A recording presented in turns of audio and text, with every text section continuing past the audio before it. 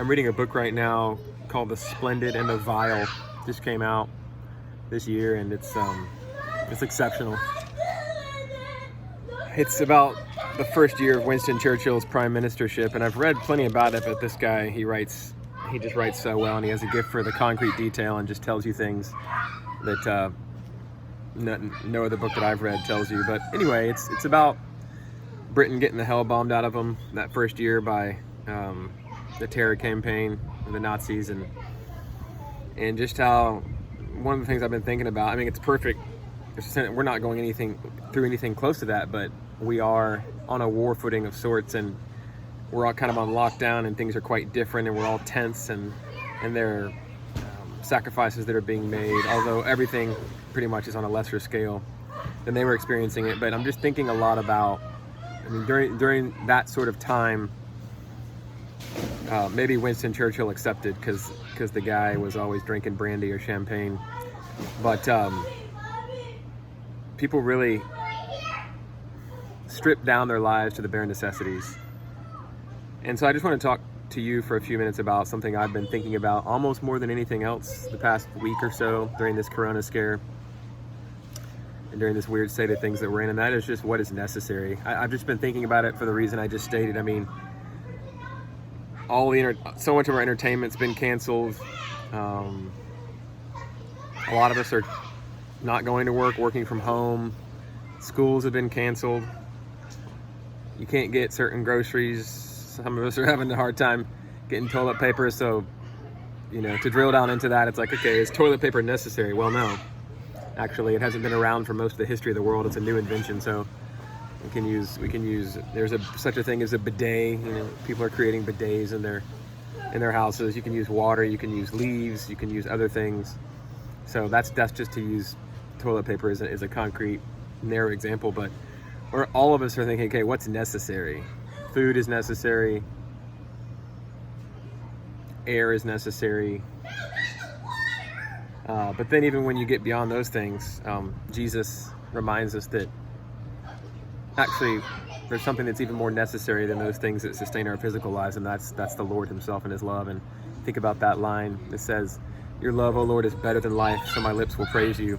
So anyway, I've just been thinking about the necessary thing, the one thing, and how a time like this is stripping away a lot of the things that busy us. And I'm just such a busy person, and a lot of times my life just is too full.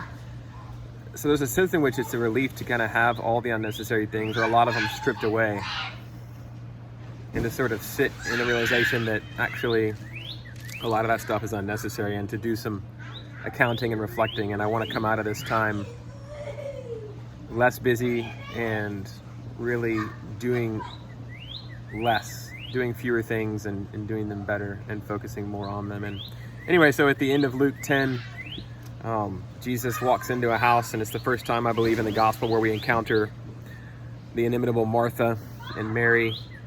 And a lot of us know the story, but Martha is in the kitchen, and she expects Mary, her sister, to be there too, because Jesus is quite a guest. He's gathered quite a following by now. The teacher has honored her by coming to her house, and she's cooking for them and preparing, and she feels abandoned and has been abandoned by Mary. And Mary is taking the place of a man and sitting at the feet of Jesus along with Jesus' disciples, all of whom were men.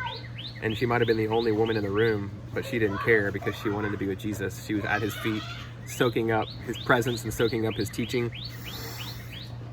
And to cut a long story short, it's actually a short passage. There's so much we could say, but Martha comes in and expects Jesus to be on her side and says, "Tell Mary to get in here and help me." And instead of rebuking Mary, Jesus, shockingly in that culture, we're used to it, but he shockingly rebukes Martha, gives it back to her in love. And he says, "Martha, Martha, you are distracted about many things." He says she was distracted with much serving. And he says, "Martha, Martha, you're anxious and troubled about many things." And that's how, in a way, how my life felt. And God is using this coronavirus to strip that stuff away. I was anxious and troubled about many things.